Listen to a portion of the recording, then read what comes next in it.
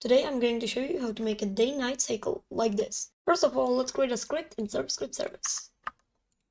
Then we will add run service variable and lighting variable. Now let's make a variable for speed.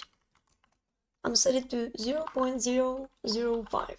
You can change it later. Now let's do run service dot step. So every frame we're gonna connect it to a function, and we're gonna do lighting dot clock time plus equals, and in brackets we're gonna do 1 times speed. And that's all. Let's play and see. It works. The sun goes down, and here is the moon. Thank you for watching. Like and subscribe, and I'm gonna see you in the next one. Bye!